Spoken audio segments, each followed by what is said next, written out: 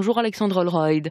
Bonjour. Député La République En Marche des Français de l'étranger, établi en Europe du Nord et donc au Royaume-Uni. Est-ce que vous avez pu vous assurer que tous les Français qui vivent au Royaume-Uni aient pu faire ces démarches ? Alors non, c'est un combat de tous les jours. Cette démarche, comme votre reportage le dit, elle est absolument essentielle, puisque c'est en fait la démarche qui permet d'entériner dans le réel les droits qui sont couverts par les accords qui ont été conclus entre le Royaume-Uni et l'Union européenne. Et ces droits, ils sont très réels. C'est les droits à l'accès à la sécurité sociale, le droit du travail, enfin c'est tous les droits fondamentaux de la vie. Donc il est essentiel que les Français et les Européens plus largement fassent cette démarche, les Français et les Européens qui habitent au Royaume-Uni. Combien sont-ils d'ailleurs ? Il est très difficile de savoir précisément est-ce qu'ils l'ont tous fait.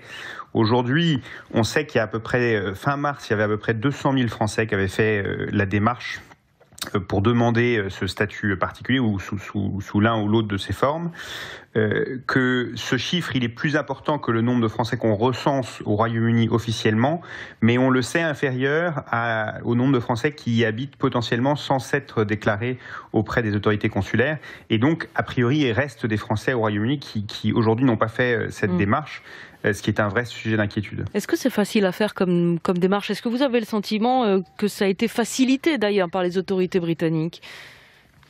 Alors la démarche en soi est relativement facile à faire. La question qui se pose, c'est les documents qui sont demandés dans la démarche. Si vous avez une vie relativement établie, relativement linéaire, c'est-à-dire que vous avez les factures correspondant à un logement, un salaire régulier, ce genre de choses, la démarche est relativement facile à faire. Elle se complexifie beaucoup à partir du moment où vous avez une vie un peu moins linéaire, ou que vous n'avez pas accès de façon facile aux documents qui sont requis pour faire cette démarche. Et ça, moi j'ai une inquiétude toute particulière pour un public, je pense, qui est particulièrement fragile et exposé à ce sujet-là. C'est des gens qui sont au Royaume-Uni, des Français qui sont au Royaume-Uni depuis très longtemps, qui ont souvent un certain âge, qui sont très intégrés dans la société britannique et du coup, comme dans votre reportage, qui ne sont même pas conscients qu'il faut faire une démarche puisqu'ils sont là depuis 20 ans, ils ne se posent pas la question de savoir si au fond, ils doivent faire une démarche supplémentaire pour rester sur place et qui potentiellement n'ont pas entendu ne sont pas conscients de la nécessité de faire la démarche ou n'ont pas les documents sous la main évidents pour faire cette démarche de façon numérisé via une application. Et que risque-t-il alors s'ils ne le font pas très concrètement ? Ça peut avoir des conséquences dramatiques ? Ça a une conséquence. Enfin, de ne pas le faire, ça a une conséquence extrêmement importante puisque c'est la condition pour un ressortissant européen qui habitait au Royaume-Uni avant le 1er janvier, c'est la condition de la reconnaissance de ses droits. Donc c'est tous les droits sous-jacents à la vie d'une personne. C'est son accès à l'hôpital, son accès à l'école, etc., etc. En fait, en théorie, ce sont des gens qui ne rentreront plus dans le cadre de la loi britannique. Donc c'est absolument essentiel. Après, nous travaillons avec les Britanniques, et moi j'ai beaucoup travaillé avec les autorités britanniques pour essayer d'établir des cas de figure dans lesquels les autorités britanniques reconnaîtraient qu'il y a des raisons pour lesquelles les gens n'ont éventuellement pas respecté la date finale et du coup de garantir leurs droits, même si ils ont 1 semaine, 2 semaines, 3 semaines de retard, s'il y a une bonne raison pour qui explique ce retard. C'est ce que j'allais vous demander. Si je ne fais pas valoir... L'essentiel, c'est que les gens le fassent s'ils peuvent le faire le plus rapidement possible. Il n'y a pas de cadre juridique à ce stade. Si je ne fais pas cette démarche avant ce soir, est-ce que je peux faire valoir mes droits ou pas alors ?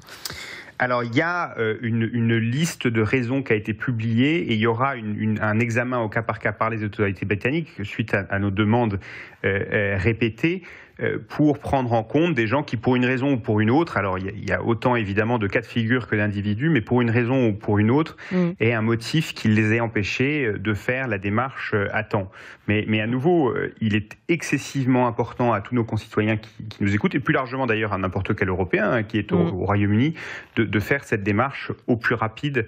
C'est une démarche qui est le produit d'une très longue négociation côté européen pour protéger les droits des citoyens et qui est essentielle si on veut continuer à construire sa vie au Royaume-Uni. Ça peut être un nouveau sujet de crispation entre Londres et l'Union européenne, ça ? Alors ça a été un sujet de discussion très compliqué et très très longue. Il faut revenir un peu en arrière, mais lorsqu'on signait l'accord de retrait, ça a été une très longue négociation pour arriver à essayer d'avoir la protection des citoyens la plus complète. On pense à des choses assez compliquées comme les droits à la retraite, la portabilité des retraites, la portabilité des droits sociaux, etc. Et on a maintenant ce cadre excessivement protecteur, c'est presque le cadre le plus protecteur qui est prévu par le droit britannique et de notre côté par le droit européen. Et du coup, il faut absolument en profiter.